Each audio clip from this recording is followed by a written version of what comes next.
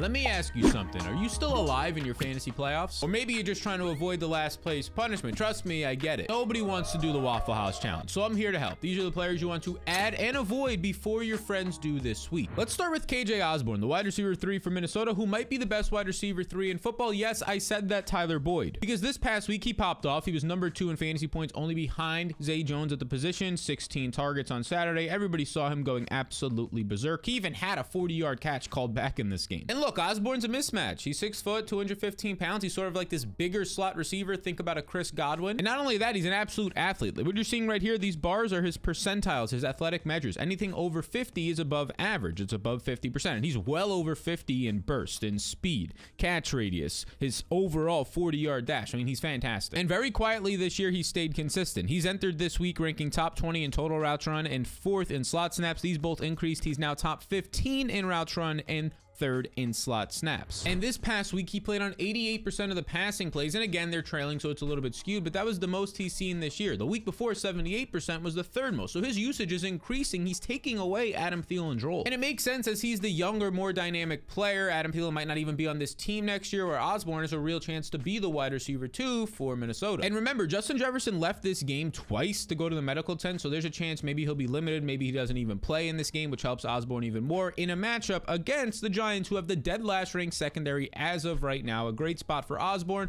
who's available in over right now, 80% of leagues, just 17% rostered. Go ahead and add Osborne, one of the better wide receivers this week. So Osborne's an add, but this next RB is somebody you want to avoid. And I've seen him on Twitter, a lot of people talking about adding him. No, you don't want to do that. And that's the Colts running back, the former Bills, Zach Moss. Now here's why he's even on the radar. Jonathan Taylor on Saturday ended up playing just 2 snaps, was injured, and then after the game he was seen in a walking boot. So that led to Zach Moss playing 53 snaps compared to Deion Jackson, 25 snaps. He was the workhorse. Now this led to 24 carries for Zach Moss, but he was inefficient. He barely got to 80 yards in this game. We know what Zach Moss is, his time in Buffalo. He's basically just this bigger back, maybe breaks some tackles, but doesn't do much else. And reminder, the Colts were up 30-0 in this game, so Moss was kind of just out there in blowout run. When the game started getting closer, it was Deion Jackson who started to see more touches. And Deion Jackson is a much better athlete. He's also good size at around 220 pounds, but look at this, top 10% speed of all time, has burst. Compared to Zach Moss, you look at that right here, has nothing, has barely speed, has no burst, has no agility, is below average in terms of his overall athletic measures. And let's not forget the upside in Deion Jackson. He started a couple games earlier this year, and in one of those games, he was the #1 overall running back on the week. This is a flashy and a good player. And one thing to watch for is Jordan Wilkins. He's on the practice squad. He's a longtime Colt. He's seen a lot of usage in the past. He was a starter for them in the past as well. If he stays on the practice squad, that's good news for Deion Jackson. If he's elevated, it makes this a messy 3-headed backfield. But if Jonathan Taylor was to miss, the reason why this is an attractive backfield, and a lot of people are saying to add Zach Moss, they face the Chargers, the Giants, and the Texans. Those are 3 bottom 10 run defenses the rest of the season for you in your fantasy playoffs. But I don't want Zach Moss. I think his usage was skewed due to the blowout. Deion Jackson is the player to add here, but track the news on Jonathan Taylor and if Jordan Wilkins is activated. Now this next RB is a guy you definitely want to add. That's the Panthers running back Chuba Hubbard, who this past week saw a season high in snaps. He played 29 of 46 snaps, over 60% of the snaps, and operated as the clear running back 1 here. Now his season we definitely have to break down because you can uncover a lot. In week 7, the first week without Christian McCaffrey when he was traded,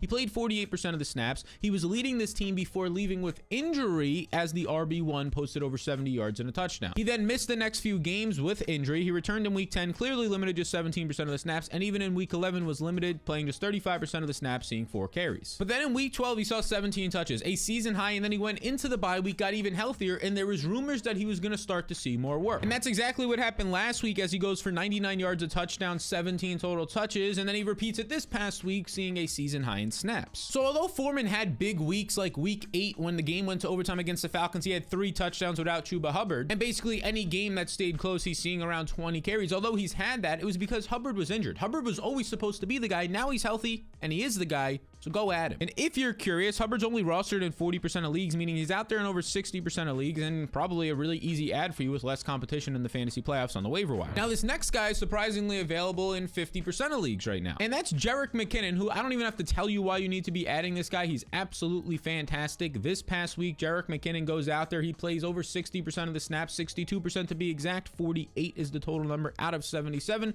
his 2nd most on the year. And now in back-to-back weeks, as my tweet references here, week 14, the highest scoring running back, Jerick McKinnon. Week 15, the highest scoring running back, Jerick McKinnon. And we saw similar things happening last year in Kansas City. In the playoffs, they trusted Jerick McKinnon over Clyde Edwards-Helaire. They liked his versatility in the passing game. They liked the veteran experience. And it's hard not to like him. He has attributes. I mean, look at this right now. If you don't remember, Jerick McKinnon is one of the most athletic running backs ever to come out of college football. He is top 10% in every single category. One of the strongest running backs for his size, top 1%, top 2% burst, top 10% speed and agility. I mean, this guy is absolutely a dynamite. The only problems in his past were the fact that he was getting injured, knee injuries that kind of held him back, but now he doesn't have a lot of tread on his tires and he's producing in back-to-back seasons late in the year. You need to be adding this guy. But some running backs that you need to avoid reside in Tennessee, the entire backfield basically, because this backfield is a mess. Look, you got Dare Ogunbowale out there, Rex Burkhead, and you even got an old name from the past, Royce Freeman. Now, the reason this is happening and these names are even being mentioned is because Dameon Pierce was put on IR before the week, and Eno Benjamin, a player they just signed when the Cardinals cut him, he was cut yet again, even though they needed him. That's how bad they didn't want Eno Benjamin. Okay, so what did all of this lead to? Well, it led to a pretty messy split here. These three veteran running backs, Dare Ogunbowale led the backfield to 27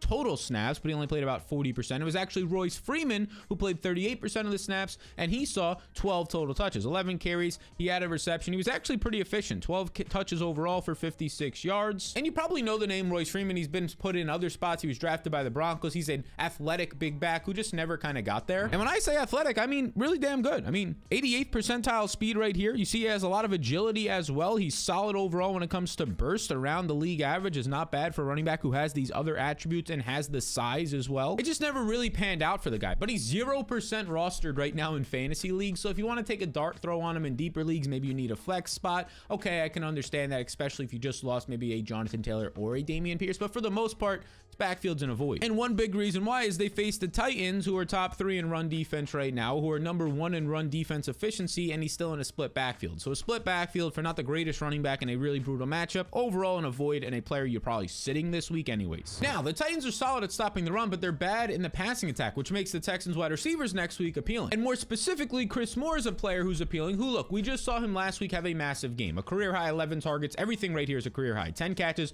124 yards, and 25.5 fantasy points. But there was no Brandon Cooks. There was no Nico Collins. Was this a fluke? Well, Brandon Cooks and Nico Collins missed again this week, and there's a good chance they miss again next week. So what happened? Well, Chris Moore ended up seeing another career high. 55 total snaps, ended up being an elite 91% of the snaps. And as you can see from our friends over at Underdog, their tweet right here, it led to him seeing a 33% target share. That means he saw 1 out of every 3 targets for this team. That's elite. Anything over 25% is fantastic. 30% is elite. It led to 9 targets. Now, these 9 targets only produced 8 fantasy points, 4 catches on 42 yards. He actually got this pretty early in the game, like right after halftime, and he didn't do anything after that, which is going to be the case when Davis Mills is your quarterback, only throwing for 120 total yards. But this usage is very solid, and Brandon Cooks is frustrated with the team, probably won't play again this year. So either way, Chris Moore is going to be a starting top 2 receiver for this team next week, and a good matchup versus the Titans. He's a player you should add. Now, a player we should consider, and I'm not too sure if we should add, we'll know by the end of this, is Juwan Johnson, who returned this past week for the Saints, and he scored 2 touchdowns. Now,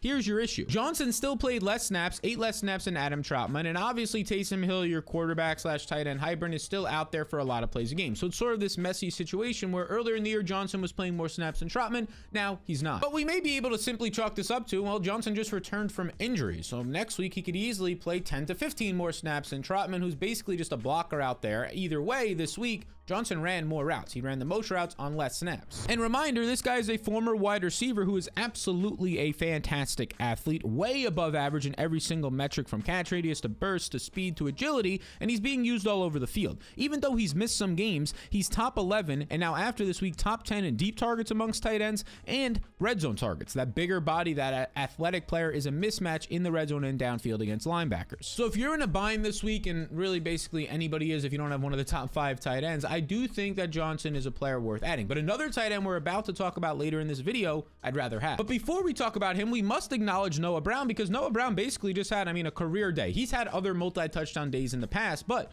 2 touchdowns, he has nearly 50 yards, 9 targets, led this team, and he played 77% of the snaps. But I don't want to be adding Noah Brown, because those 77% of the snaps is his exact season average, 77% this year. So his role didn't change. You see, Noah Brown was still the wide receiver 3 on this team, playing 12 less snaps than Michael Gallup, the clear wide receiver 3. Obviously, James Washington just 4 snaps in this game, but he just happened to score. He just happened to have a big game. It's basically an outlier here for Noah Brown, who was still 4th this past week behind the tight end as well, Dalton Schultz, in routes run and overall player usage. So your takeaway is he saw season high production on the exact same usage. So I'm not going to expect this to continue. He's not worth an ad compared to some of the other players we've talked about and this next wide receiver. Now that next wide receiver is going to stem from this news report that Underdog posted right here on December 16. Tyler Lockett to undergo finger surgery. Possible he only misses 1 game. Now, the context there, he's going to miss at least 1 game is how you can translate this, which is going to help the veteran out of Texas, UT, University of Texas, who's 32 years old but still has speed and burst, Marquez Goodwin. Now, Goodwin this past week on Thursday Night Football only played 38 total snaps. That's just 60% of the snaps, which was a drop from the previous week when he played 77%. But there's an easy answer to this. Kenneth Walker returned in this game, and Seattle ended up running the ball more. When you're running the ball more, you're probably going to have another tight end on the field, just 2 wide receivers, which was Lockett and Metcalf, so Goodwin came off the field. But with Lockett out, easily expect 70 to maybe even over 80% of the snaps for Goodwin now, playing on the outside opposite DK Metcalf. And he's played over 50% of the snaps 4 times this year, and in those 4 games, he averages 14.5 fantasy points. One of those games, he was the wide receiver 6, 22.7. And then just 2 weeks ago, he was the wide receiver 11, averaging over 20 points. So 2 games of over 20 points. He next takes on the Kansas City Chiefs. So he's a player worth adding, and honestly could be a league winner because of his combination of speed and downfield upside compared with Geno Smith, who's been really efficient downfield. Another sneaky player is the Saints wide receiver Rashid Shaheed, who right now his yards per route run are off the chain. 2.6 yards per route run for every single route that he runs. He's getting 2.6 yards. Is top 5 in the NFL right now. And Shaheed in past weeks was just kind of used on a gadget plays. He was used maybe on like 5 or 10 total snaps, but this past week his role completely transformed. As you can see right here, Shaheed led the wide receivers in this team in snaps. 39 snaps this past week for Shaheed was 71% of the total snaps, led to 4 targets. And in this game, he ran 20 routes. Those 20 routes were 2 more than Saints rookie standout Chris Olave and double what his season averages. So his role just expanded. And it led to a fantastic game. He had the 1 deep touchdown, 18.5 points, continues to produce, continues to be a weapon for a smaller, 185 pounds, but very fast, very athletic and dynamic wide receiver. In a deeper league, I'd be adding him. I would prefer KJ Osborne and Marquise Goodwin, but would be adding him in a deeper league for sure. Now, earlier we mentioned a tight end we'd rather be adding over Juwan Johnson, and that man resides in Tennessee. It's Chig Okonkwo, who continues to see his role increase. This past week, he led the team for the first time this year, way more than Austin Hooper in snaps. 7 more snaps than Hooper, a season high 60% snaps, led to a team high in this one, as my tweet references, 5 targets. All of this is absolutely fantastic for Chig Okonkwo, who is absolutely efficient. And you can see for yourself right here, his target rate, meaning how many times he's targeted when he's running a route, nearly 32% of the time. Second amongst every single tight end. The only guy ahead of him is Kyle Pitts, who is obviously hurt right now, but that's how dynamic he is at earning targets. And reminder, this 4th round rookie has top 10% speed of all time, even though he's around 215 pounds. He's a weapon out there in the middle of the field, and Tannehill is starting to really enjoy throwing him the football. He is the #1 tight end ad this week. Even though a lot of people are talking about this next tight end as being the #1 ad, even though I don't even think you should touch this dude. Now, before we get to that tight end that you want to avoid, I want to let you know about the sponsor of the program, PrizePicks.com. PrizePicks is simply a fantasy site where you pick the more or less on players, on their stats. So you can take Van Jefferson's receiving yards. If you want to take Allen Lazard's receiving yards, you simply just combine these 2 together. Let's say you want to take the under on Van Jefferson, the over on Allen Lazard. You can even add up to 6 in this, and then you just put in $5 and you can win some dollar-rooskies. They have basically every single sport you can imagine, and it's a really fun time, especially if you're out of the fantasy playoffs or even in the NFL playoffs when there's no more fantasy, to get involved in football. And during the holiday season, they're giving you a free bet up to $100 match. So if you put in 20, you get 20 right back. You put in 100, you get 100 right back when you use the code SAL22. That's SAL22 on PrizePicks.com. There's a link in the description below to learn more. All right, now that tight end you want to avoid is CJ Uzomah, who this past week you might be saying, what do you mean? He was a top 5 tight end. He scored 18 points. He scored 2 touchdowns. Yeah, but both of his targets went for touchdowns. You can't rely on that. And his usage remained the same. This is similar to Noah Brown. The usage stayed the same. He just had an outlier performance. And this was a massive outlier performance, scoring a touchdown on each of his targets. As you can see here, Uzomah played 32 snaps to Conklin's 47. And then if we slide over the routes run, he ran just 11 routes to Tyler Conklin's 22. He was still the clear backup. So I don't want Uzomah, but I do want to consider this next wide receiver. And that'll be Russell Gage, who saw more usage this past week with Julio Jones out.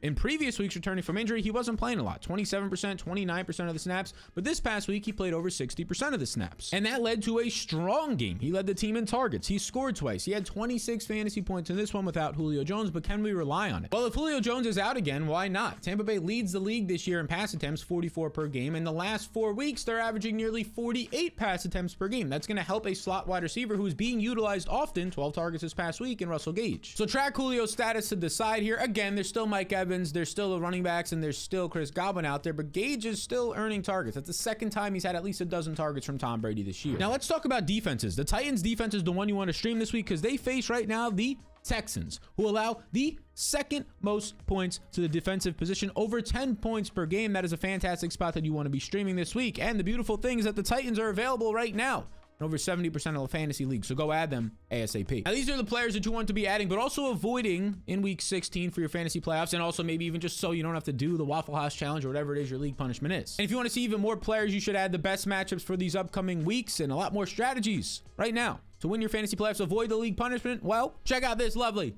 video right on over here.